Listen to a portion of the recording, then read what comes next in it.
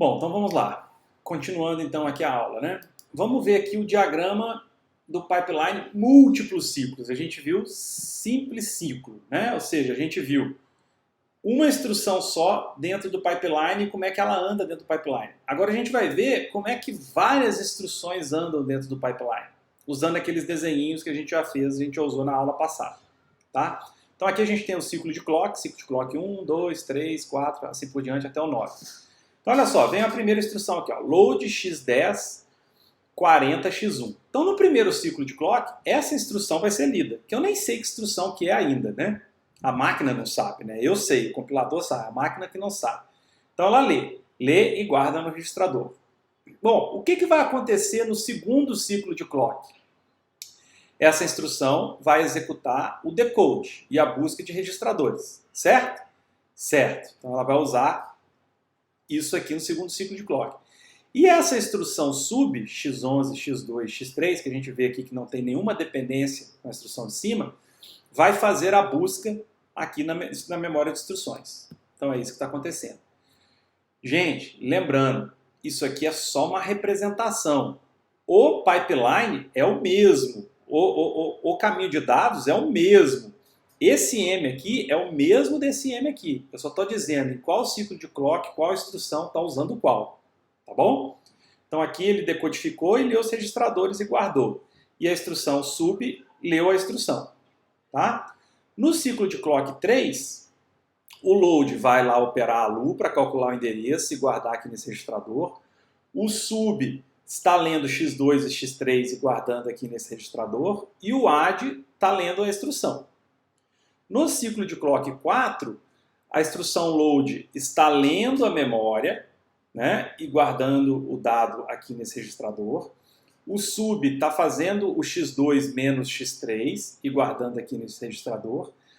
O add está buscando x3 e x4 e guardando aqui nesse registrador. E o load aqui de baixo está buscando. Observe que nenhuma instrução aqui tem dependência de dados com nenhuma outra. Tá? No ciclo de clock 5, o primeiro load já está escrevendo o banco de registradores, tá? Terminando. O sub está pegando simplesmente o dado que ele calculou x2 menos x3, contornando a memória e guardando aqui nesse registrador, porque ele não acessa a memória, tá? Mas como ele tem que passar obrigatoriamente pelo estágio de memória, ele pega o dado, contorna a memória e guarda no registrador aqui da frente. O add está somando o x3 com x4 e guardando aqui nesse registrador. O load está buscando os registradores e o add está sendo lido. Okay? Essa aqui terminou. No sexto ciclo de clock ela já não faz mais nada. O sub... uma coisa importante aqui, deixa eu voltar. Observe que essa instrução está escrevendo no banco de registradores. No mesmo instante que essa está lendo o banco de registradores. Eles estão usando o banco de registradores no mesmo instante de tempo. Isso é permitido? É porque o banco de registradores ele é mais rápido do que o tempo que eu preciso. Na verdade, ele gasta metade do ciclo de clock, ou menos. E aí o que eu faço? Por convenção, né, mas por uma razão bem específica, eu faço a escrita na primeira metade do ciclo de clock e faço a leitura na segunda metade do ciclo de clock. Por que eu faço isso? Porque se por acaso aqui eu tivesse que ler o x10, eu já leria o x10 guardado na primeira metade do ciclo de clock corretamente. Ok, gente? Bom, continuando. No ciclo de clock 6, aí sim esse sub está escrevendo agora no banco de registradores o resultado lá em x11. O add está contornando a memória para colocar o resultado da soma nesse registrador. O load vai estar calculando o endereço aqui na LU, né, que é o conteúdo de x1 mais 48 e guardando aqui. E o add vai estar lendo x5 e x6. De novo, a escrita em x11 ocorre na primeira metade e a leitura de x5 e x6 na segunda metade. Ok? No sétimo ciclo de clock, o add está guardando em x12 no banco de registradores. O load está buscando o dado na memória e guardando aqui. E o add está calculando x5 mais x6 e guardando aqui. No ciclo de clock 8, o x13 está sendo escrito no banco de registradores e o add está contornando a memória para guardar o dado aqui na frente. E por fim, no ciclo 9, eu estou colocando o resultado no registrador aqui, x14. Bom, se a gente olhar aqui, ó, a gente tem 5 instruções. Quanto tempo levou? 9. 9 dividido por 5 dá menos de 2. Então, cada instrução está gastando, em média, 5, alguma coisa ciclos. Perdão, 1, alguma coisa, menos de 2 ciclos para executar. Ok? Bem rápido, né?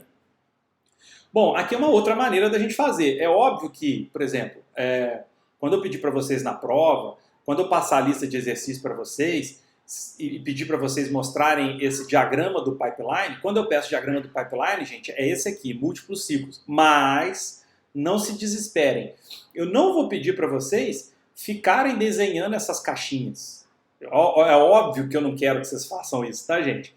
Não é para vocês ficarem desenhando isso aqui, desenhando a look, vocês vão perder um tempo danado. Faz isso aqui, ó. Na verdade, nem isso vocês precisam fazer. Olha só, isso aqui é só instruction fetch, instruction decode, execute, data access, write back. Aqui a gente está mostrando o nome do estágio. Aqui no 5º estágio a gente vê que o pipeline está cheio, né? Todos os estágios estão sendo usados. Antes de eu mostrar como é que fica isso aqui bonitão, como é que vocês vão fazer, por exemplo, na prova? Vocês vão chegar lá e fazer aqui, ó, fazer em cima, ó, IF, ID, EX, memória, pode colocar main ou só M, e o write back. Se você quiser colocar só inicial aqui não dá, porque aqui é if e id, né? Você pode colocar F, D, X ou E, M, W. Pronto, que eu já sei o que é. Mas, geralmente a gente usa assim, ó, com as 2 letrinhas. Tá? A memória a gente coloca 3 letrinhas. Tá bom? Bom, lembra que eu falei que na verdade a nossa ideia é ter o caminho de dados cheio com várias instruções ao mesmo tempo? E aqui o meu estágio 5, ele está lotado. Olha só, o estágio 5 está cheio. Todo o caminho de dados está preenchido. Eu demorei 5 ciclos de clock para encher o meu pipeline. Vamos ver como é que o meu pipeline está. Lembra as instruções. Load é mais antigo, depois sub, depois add, depois load, depois add. Olha só, o load está lá no write back. Ao mesmo tempo, o sub está passando pela memória. Ao mesmo tempo, a execução está acontecendo. Ao mesmo tempo, o decode está acontecendo. E ao mesmo tempo, eu estou buscando uma instrução. Quer ver que legal? Vamos ver o que a gente está fazendo aqui. Ó. Olha só. Aqui eu estou lendo a instrução. Essa primeira instrução aqui, ó, essa primeira aqui, não tem muito segredo. Ela está lendo a instrução. Está vindo aqui, guardando aqui. Tá? Bom, esse cara aqui, ó, o load, ele está lendo aqui, ó, x1. Aqui o 48 está sendo expandido para 64 bits. Não é 48 bits para 64. O número 48 está passando de 32. Não é nem 32 bits, né, gente? Está vindo a instrução inteira aqui, mas a gente sabe que aqui a gente tem poucos campos que são usados para o offset, né? E aí, que é o imediato. A gente está expandindo esses bits para 64 bits e ele vai representar o valor 48 porque é desta instrução aqui de cima, tá? Aqui eu estou somando, aqui eu tenho ó, x3 e x4 que foram lidos no passo anterior, tá? E olha que a presença desse registrador aqui no meio é a barreira que não deixa misturar esse x1 com esse x3 e nem o que vem de lixo aqui com o x4, certo? É uma barreira. E eu só vou escrever aqui no final do clock, tá? Então aqui eu estou colocando o resultado da soma, que eu estou calculando. Aqui eu tenho o resultado de x2 menos x3 contornando a memória para ser escrito aqui. E por fim eu estou pegando o dado que saiu aqui, que foi gravado aqui, eu estou pegando ele aqui e estou levando ele de volta. Uou, que desenho torto. Ele de volta aqui, ó. E estou escrevendo, porque o endereço está aqui também, carregado comigo, no x10. Então o x10 vai chegar aqui, ó. E eu vou escrever no lugar certo. Ok, gente? Ficou claro aí para vocês? Isso é importante, olha só, isso aqui é o simples ciclo. Eu estou olhando para o caminho de dados e estou vendo em que estágio está cada instrução. Aqui, ó, é o nosso múltiplos ciclos. Aqui a gente tem uma visão mais geral, né? A máquina, na verdade, tem essa visão aqui, ó. Tá bom? E essas coisas vão shiftando para a direita, conforme a gente sabe. Bom, como é que funciona o controle da máquina pipeline? Complicado. Assim, o controle da máquina ciclo único foi muito simples, né? A gente manda o opcode, o controle pega essa informação e manda os sinais. Os sinais estão aqui, ó. Alguns dos sinais estão aqui, ó, em azul. Deixa eu voltar para o laser point. Está aqui em azul, ó. RegWrite, ALU-op, ALU-source, branch, main-write, main-read, main-to-reg. Está aqui, né? Esses sinais estão aqui, são sinais de controle. Então, como eu estava dizendo, lá no ciclo único é muito simples isso. No multiciclo foi complicado. Lembra que a gente tinha que ver para qual que ia, para qual que estado que ia, como é que eu pulava de linha lá no microprogramado, era complicado. E o do pipeline é tranquilo como o do ciclo único. Porque agora, olha só, eu vou ter que ter, na verdade, vários controles diferentes de várias instruções diferentes ao mesmo tempo. Mas não apavorem, é muito tranquilo. Olha aqui, ó.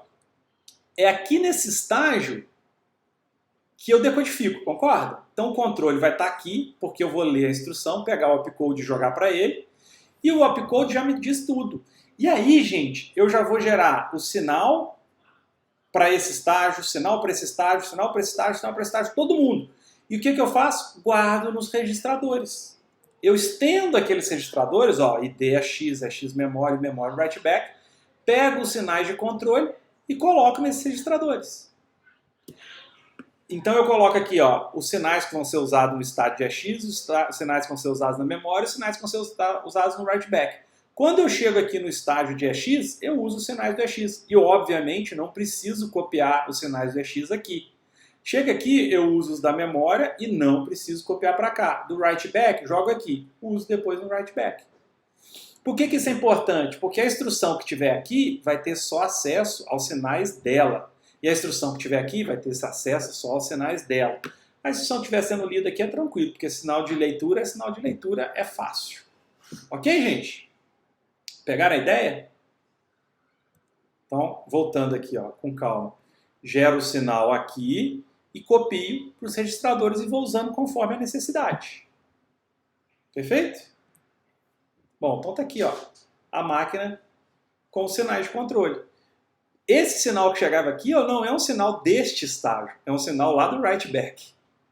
Que é óbvio, né? Que é o sinal que está permitindo eu escrever no banco de registradores. Só o write back pode fazer isso. Tá? Então, olha só, lá no controle eu gero usos do EX. Ó, do EX eu estou usando aqui, ó, deixa eu ver o que eu estou usando do EX. O ALU-op, obviamente, para decidir qual operação que a ALU vai fazer. E ele está mandando o ALU-source aqui, para saber quem vai ser o cara que vai chegar aqui embaixo da ALU. Tá? Aí ele manda aqui para frente o da memória e o do write back. Da memória, o que ele está usando? Ele está dizendo se é um branch ou não. Esse aqui é o 0 aqui para comparar se o branch é tomado ou não tomado. Ele usa esse sinal aqui que desce, que diz se eu vou estar querendo ler a memória naquele momento. E esse outro aqui que vai dizer se eu estou querendo escrever na memória naquele momento. E, obviamente, copio os sinais do write back para cá. No write back, eu tenho main to reg para saber qual dado que eu mando lá para escrever no banco de registrador. O que leu da memória ou o que foi calculado na ALU. Tá? E tenho o sinalzinho que vem aqui para dizer se eu vou escrever no banco de registradores ou não, quando for o caso. Ficou claro o controle? Não é difícil, né? É o controle do ciclo único, sendo que eu copio os sinais para frente para os estágios do pipeline. É isso. Bom, como a gente viu algumas aulas atrás, na aula passada, o problema do pipeline são os hazards, né? E os hazards de dados geram certas complicações. Então, olha essa sequência aqui, ó. Sub x2, x1, x3. End x12, x2, x5. OR x13, x6, x2. AD x4, x2, x2. Store é x15, 100, x2. O x2 vocês estão vendo que está em cinza aqui, mais clarinho. Isso para mostrar que todas essas instruções aqui, ó, o AND, o OR, o AD e o store, dependem do sub aqui de cima. Todos dependem desse resultado. E aí, a gente viu na aula passada que para eu resolver isso aqui sem gerar stall e perder desempenho na minha máquina, eu tenho que fazer encaminhamento. E aí o que a gente vai aprender agora é como detectar e como usar encaminhamento. Bom, vamos ver o diagrama do pipeline aqui primeiro. Olha o que o diagrama do pipeline nos diz aqui. Ó. Olha só, aqui está o x2, aqui está onde eu escrevo no x2, e aqui está o x2 está sendo lido por todas as instruções, e aqui está onde eu leio o x2. Bom, a gente já viu digamos, suponha que o x2 valia 10. Esse aqui é o exemplo. O que ele está falando? O x2 valia 10. E depois que subtraiu aqui, x2 passa a valer menos 20. Olha só, então aqui o x2 não foi calculado, valia 10. Aqui o x2 não foi calculado, valia 10. Aqui o x2 está sendo calculado, mas não foi escrito no banco registrador. Então, se eu ler do banco registrador, ele vai ler 10. Então, se esse AND ler x2, ele vai ler 10. Ok? Aqui eu não escrevi no banco de registradores. Se esse carinha ler do banco de registradores, ele vai ler 10. Aqui, nesse instante, eu escrevo ele. Na primeira metade, ele vale 10. Na segunda metade, ele já vale menos 20, porque eu atualizei ele. E aí, esse cara aqui, quando ler, na segunda metade, já vai ler certo, menos 20. Esse carinha aqui, ó, nesse ciclo, quando for ler, já vai ler certo, menos 20. E aí ele vai estar valendo menos 20, daí em diante. Então, conforme a gente viu, esta instrução AD aqui embaixo e store aqui embaixo, elas não têm problemas. Elas podem ler o resultado do registrador corretamente. Agora, essa instrução aqui, ela vai ler um valor errado, ela vai ler 10. Essa aqui vai ler o valor errado, ela vai ler 10. Só que, conforme a gente viu na aula passada, este resultado, na verdade, o menos 20, foi calculado aqui, ó. Ao final desse ciclo eu já tenho ele disponível aqui. Então, e eu preciso dele para calcular aqui, ó. Então, como é um ciclo de clock à frente, tem que ter uma maneira de eu pegar esse dado aqui e jogar para trás para ser usado na própria LU.